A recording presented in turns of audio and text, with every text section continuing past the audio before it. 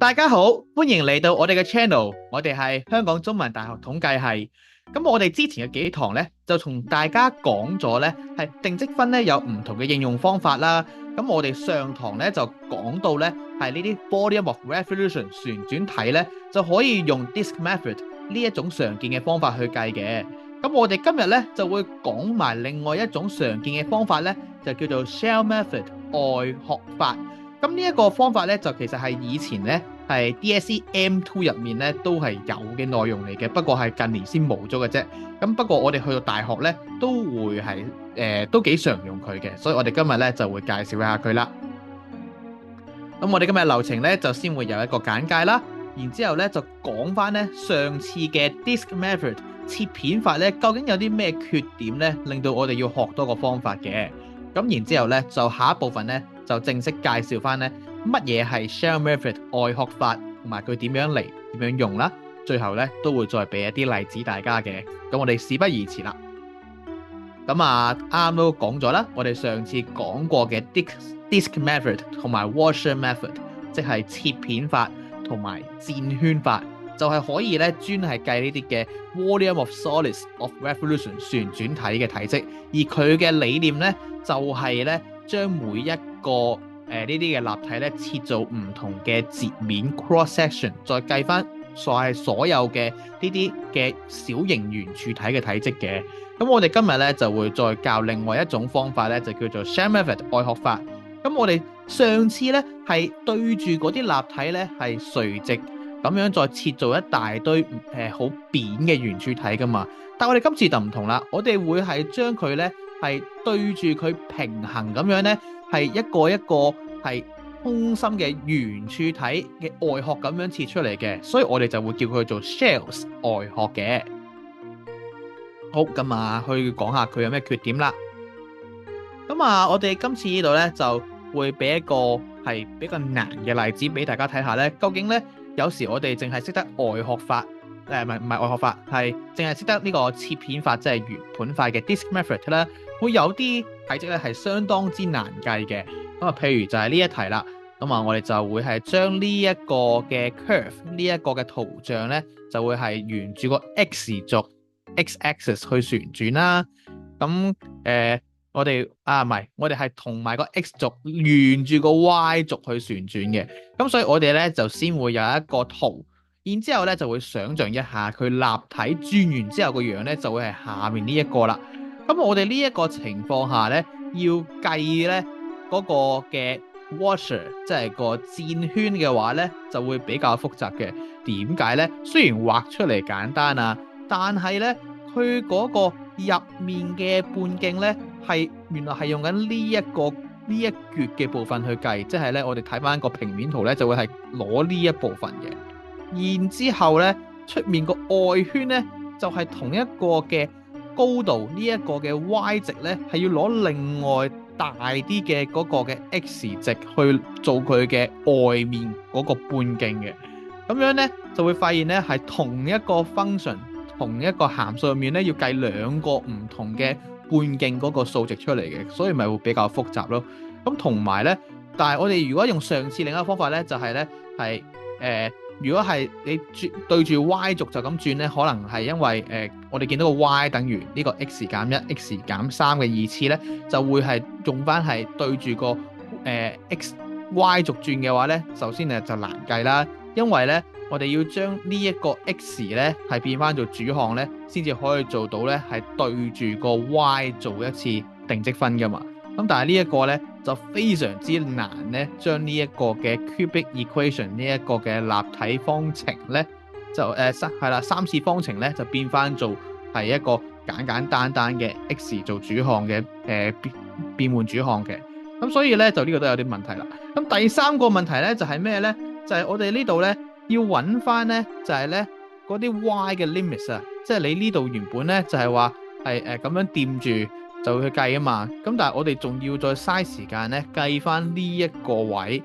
最高嘅 y 值係幾多，咁咪又嘥咗啲時間咯。因為佢其實原來咧唔係一個交點，又唔係啦。咁其實我哋係特登要計翻佢嘅 local maximum 佢嘅呢個最大值出嚟嘅。咁所以咧就呢度3樣嘢咧就變咗咧花咗好多時間先計到啦。呢一個咧就係會係用 disk method 或者 Washer method 嘅缺點咯。咁所以我哋咧就因為呢個問題嘅情況下咧，數學家咧就發明咗另外一個方法咧，就可以令到呢一個計算咧更加簡單啦，就係呢個 shell method 外殼法啦。好，咁我哋咧就用翻同一條問題去研究下啦。咁我哋咧今次咧就唔再係咧將佢咧係對住個Y 軸嘅垂直，咁即係對住 X 軸平衡咁樣切一大堆圓柱體啦。我哋調翻轉咯，我哋可以係喺入面，即係咧呢個係個旋轉軸個 Y 軸噶嘛。我哋咧就係沿住個 Y 軸，每一次咧就好似你攞一個係整蛋糕嘅一個模咁樣咧，吸一個圓圈出嚟，咁樣咧呢度咪會有一個小型嘅圓柱體咁樣咯。你大家諗真啲下，呢一個係實心嘅圖形嚟嘅。咁我哋咧，譬如我哋喺呢一個位作為個中心，然之後攞咗個半徑，淨係咁樣咧係切一個外圍嘅圓柱體出嚟，咁樣咧就可以咧由入面一個小型嘅圓柱體。咁啊，因為呢度可能會係零嘅一開始，咁真係有料到嘅時候，可能已經係去到呢度啦。咁我而家滑雪上面喐緊嘅呢一個位咧，我哋會有個圓柱體一路向外延伸，就會係一個咁樣嘅圓柱體咁動落去，咁就會係由入面咧去到最外面咧，就可以咧涵蓋晒咧，將成個立體咧切成一大堆唔同嘅係圓柱體，或者係我哋叫佢做一個 shell 一個外殼啦。咁而呢一個圓柱體咧，嗰個嘅體積咧係相對頭先咧用 shell 頭先用 disk method 咧係簡單好多嘅。咁啊，我哋睇下點樣解咯。因為咧，我哋如果係咁樣切嘅話咧，就會係每一個嘅呢啲外殼 shell 咧，都係會用翻咧係一個圓柱體嘅呢個表面積。因為點解我哋唔係計體積咧？因為我哋係計咗一個好薄嘅呢個一個位咧，就作為個體積嘅部分。咁你咪先計咗個總面積，再乘翻呢一個咧，其實我哋一陣就會當係 dx 嘅厚度嘅處理咧，就可以計到呢一個好薄嘅圓柱體嘅個殼嘅體積啦。咁所以我哋就會先計咗佢嗰個係個表面積，就會係做翻咧係個呢個底嘅周界 2πr 2乘圓周率再乘以半徑，再乘以翻個高咧，就會係將呢一個嘅表面積即係攤翻開咧，會一個長方形咧就計到啦。咁我哋咧就係會係呢一個部分啦。咁我哋就可以再睇翻到究竟個半徑同個高係幾多咧？原來半徑就好簡單，因為我哋沿住呢一個嘅 function 呢一個函數出去咧，每一個 x 值咧都係代表緊咧嗰個半徑係幾多嘅，係啦。咁然之後佢個 y 值咧就會係咧係直接咧就係我哋要計嘅呢一個高啦。咁所以咧我哋喺呢度嚟講咧，要處理呢一個嘅圓柱體外邊嘅面積咧，其實就係直接將 x 同 y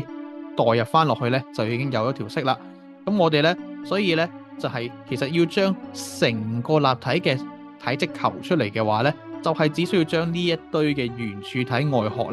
咧，計晒佢，再加埋一齊就得啦。咁所以咧，我哋由呢一個概念咧，就會得出呢條式啦。AX 就係呢一堆圓柱體外殼嘅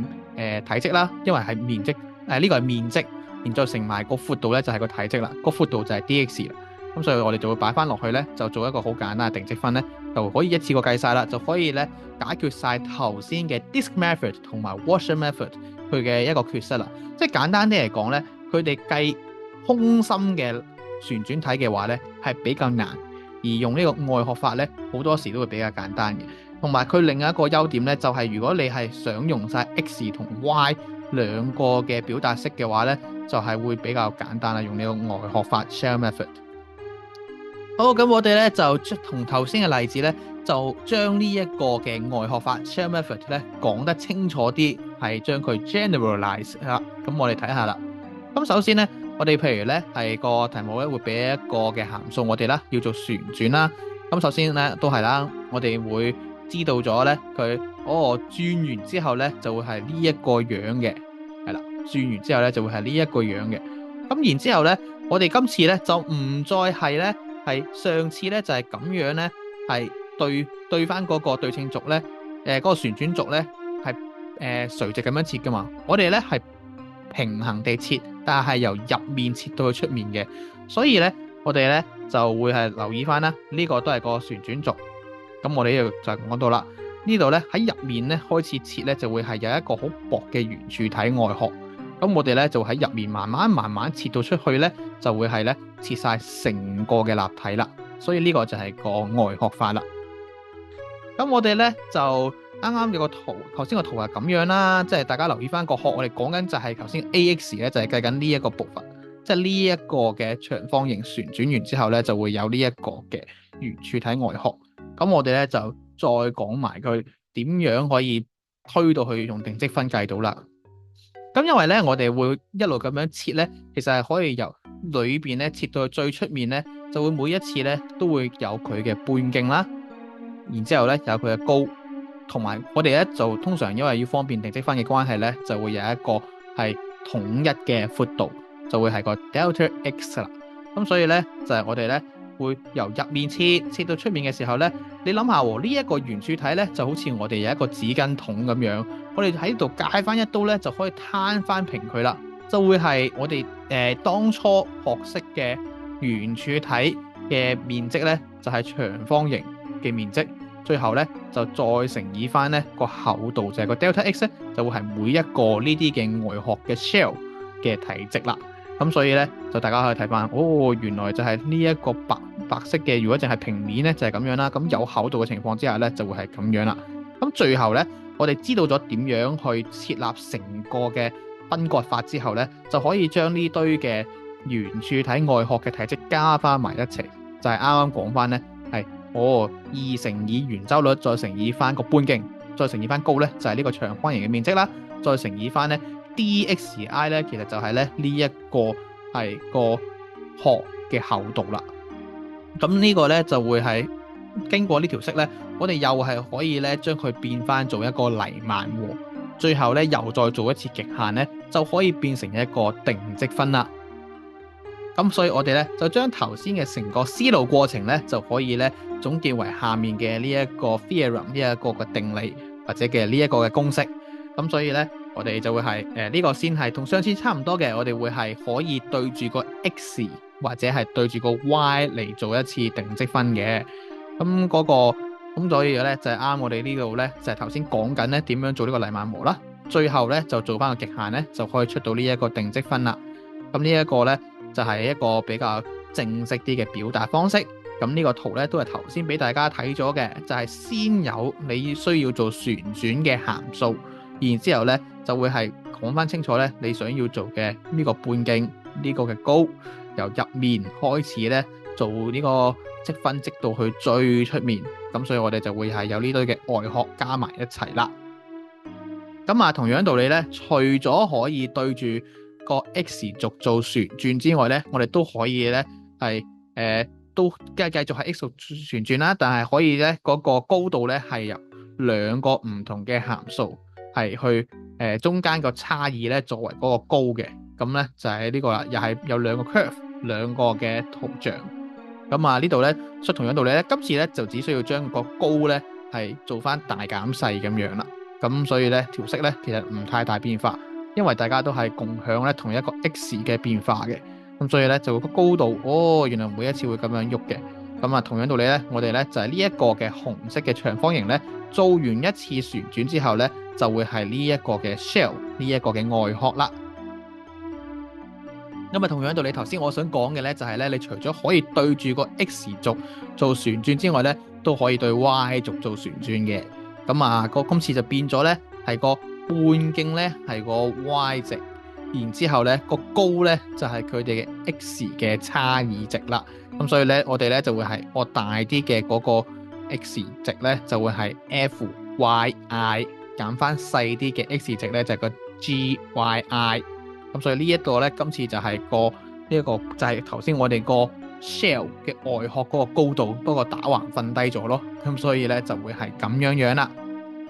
咁所以咧就講完晒咧佢嗰個我哋頭先講過佢點樣點解會有呢個 shell method 呢個外殼法啦，同埋佢點樣做啦。咁呢度咧就俾一個少少嘅係 guideline，一個嘅小總結俾大家，究竟要做啲乜嘢啦？首先咧，我哋要用佢嘅情況下咧，第一個步驟咧就係要畫咗嗰個region 嗰個我哋要計體積嘅嗰個圖像出嚟先啦。然之後咧，我哋諗咗晒成個立體之後咧，就諗一諗咧，究竟我哋要用外殼法咧切出嚟嗰啲外殼咧係咩樣嘅？咁啊留意翻咧，你係要係對住嗰個嘅旋轉軸咧係平衡噶嘛。咁上次用 disk method 嘅時候咧就係垂直嘅。咁咧你整好咗嗰個嘅外殼之後咧，就可以諗翻咧嗰個半徑同埋個高咧係究竟係用啲乜嘢嘅 function 咩函數咧去表達嘅。咁跟住個 thickness 咧就係個厚度啦，即係究竟應該係用 dx 定係 dy。咁只要咧將呢幾樣嘢集齊之後咧，就可以咧作為整翻一個咧係正式嘅定積分咧，去計翻咧呢一個嘅係體積，就係計翻晒咧呢一堆嘅圓柱體外殼加埋一齊係幾多啦。咁啊呢度咧就可以咧，因為我哋都學咗好幾個方法咧去計咧呢一個旋轉體 volume of revolution 嘅體積嘅。咁呢度咧就方便大家咧去搞翻清楚呢四條式係做啲咩嘅。Washer method 即係上次嘅 disk method 加 washer method 箭圈法同切片法咧，就會係咧將佢哋咧切成一大堆嘅圓形線片，咁咧就加埋一齊。咁呢度咧就今次嘅 shell method 外殼法咧就係切成一大堆嘅圓柱體外殼，再加埋一齊。咁所以條式咧就其實你最緊要係明白嗰個點樣去計翻佢哋嘅半徑同高度出嚟。咁啊就咁死背條式就冇用嘅，最緊要咧喺個腦入面咧真係有嗰個圖像嘅諗法，咁就唔會搞錯噶啦。好，咁最後嘅部分我哋會有少少例子嘅。好，譬如我哋今次咧就會係將呢一個嘅 sin x 正弦嘅圖像同埋個 x 軸咧，就呢一個嘅範圍咧就做一次係對住 y 軸去做一次嘅呢個旋轉嘅。咁所以咧呢一個一睇就知咧係空心嘅。咁如果咧我哋用翻咧係呢個 disk method， 即係切片法咧，就會好複雜啦。頭先都講過啦，因為會有兩個 x 值啦，又要計翻咧呢一個嘅最大值啦，咁就好煩嘅。所以我哋呢度咧就會用翻咧係外殼法咧就會簡單好多啦。咁咧我哋咧先諗下個圖轉完之後會點啦。咁其實咧就會係一個空心嘅立體，然之後咧我哋只需要由入面開始切一啲咁嘅小圓柱體外殼，一路去到尾咧就得啦。咁所以我哋就知道咧，原來我哋要計嘅咧就係個半徑係呢一個，高度就係呢一個。咁半徑咧就會啱啱好咧係由個 x 去定翻嘅，高度咧就係個 y 值，即係 sin x 正弦啦，就會計到啦。咁所以咧我哋根據呢一個圖個 set up 咧就可以擺落嚟，原來就係咁樣咧可以計到咧成個立體嘅總體積啦。咁啊呢一個情況下留意翻啦，因為有 x 再乘以翻 sin x 咧，我哋就需要用翻咧分布積分法 integration by parts 嘅，咁就會計得翻啱啦。咁答案咧就會係2乘以派嘅2次方，咁就會係咁樣啦。好，咁我哋咧就又揀翻一個咧，上次都見過類似要用 disk method 切片法計嘅話咧就好複雜嘅。咁我哋呢度咧就同頭先嘅例子咧係再延伸一下咧，就會係有兩個唔同嘅函數，佢哋嘅圖像咧夾住佢，然之後咧呢一個範圍咧就係對住另外一條嘅直線 x 等於6去旋轉嘅。咁咧當然難度會高啲啦。咁最緊要我哋先係諗下會轉完之後會咩樣咧，就會係一個空心嘅立體咁樣嘅。咁呢個咧其實都已經係一個提示咧，我哋用咧外殼法 shell method 咧係會簡單啲嘅。咁啊，我哋畫完呢個圖之後咧，就再諗下究竟個半徑同個高咧係點樣嚟？因為我哋知道咧個用 shell method 外殼法嘅話咧，就係中間呢一個位咧係開始冇嘢，但係開始出面咧，你轉完之後咧係會有一大堆嘅圓柱體外殼嘅。咁我哋就可以由呢度開始諗起咧，每一個咧究竟咧佢嗰個半徑同高係幾多啦？咁我哋留意翻，原來個高咧就會係咧，係將呢兩個就係呢兩條式減完之後相差嘅 y 值咧就會係嗰個高啦。咁所以我哋留意佢條式咧就會係咁樣寫啦。呢個嘅咁我又留意到咧，藍色嘅呢一條線，即係代表 y 等於2乘以 root x 減1平方根 x 減1，咁就會係呢一個係大啲嘅，所以次次都係佢減翻後面嘅括號 x 減1咧，就會係呢一個我哋要求嘅 shell 個外殼嘅高度啦。咁至於呢個半徑係幾多咧，就會係因為咧係每一次咧係只需要咧係去分開去計咧，就係我哋留意翻話，今次咧唔係用個 y 軸嘅喎。留意啊，小心啊，唔係用個 y 軸，係用 x 等於6嘅。咁所以每一個個半徑咧，就會係原來就係呢個紅色線同埋個 x 等於6嘅距離。咁咧就會係因為呢個咪係x 減呢條係 x 減1噶嘛。咁跟住咧就會係我哋會順住翻咧，原來個 x 值咧就會係由我哋會點樣做先？因為係1到5噶嘛。咁我哋就會諗翻，咁其實最簡單就係你由1嘅時候，咁嗰個高度咧，頭先我已經定咗啦。咁嗰個最遠嘅闊度個半徑係幾多咧？原來就係6同1中間呢度嘅，所以就係6減翻 x。咁啊，你可以做一次驗算啦。去到最入面呢一個嘅時候咧，應該咧係去到呢個係5咧。其實當然啦，點解有個5咧？係我哋自己咧計一次個交點計出嚟嘅。咁所以咧，去到呢度，都啱喎。個半徑咧就應該係6減 x 就等於1。咁所以咧就知道咧，原來呢兩個交點咧就幫我哋計翻咧嗰個界限出嚟啦。然之後個半徑咧就係呢一個啦。咁幾經辛苦之後咧，我哋終於咧就寫好咗個定積分。咁啊，去到呢度咧就要小心計數啦。我哋寫翻落嚟嘅時候咧，原來最麻煩咧係呢度有一個嘅2x 減 root x 減1嘅。咁呢一個部分咧，留意咧又係要做一次分步積分法 integration by parts 嘅，咁就會係落翻嚟呢度啦。咁所以咧就經過一輪複雜嘅計算之後咧，就計到正確答案啦。所以大家留意到咧，因為咧我哋用 shell method 外殼法嘅時候咧，就會係有 x 同 y 咧兩個唔同嘅函數乘埋一齊啊嘛，所以好有機會咧會出現咧呢個分步積分法呢個integration by parts 嘅，係啦。咁我哋今日咧嘅講解咧就去到呢度啦。咁其實咧就我哋咧都已經係 cover 咗，係又有講過平均數啦、面積啦、體積啦，同埋呢啲旋轉體嘅體積嘅。咁我哋最後一個嘅應用咧，就會係同大家咧喺下堂講埋咧係點樣可以計一啲 arc length 延長同埋表面積 surface area 嘅。咁啊，多謝大家支持，我哋下次再見啦，拜拜。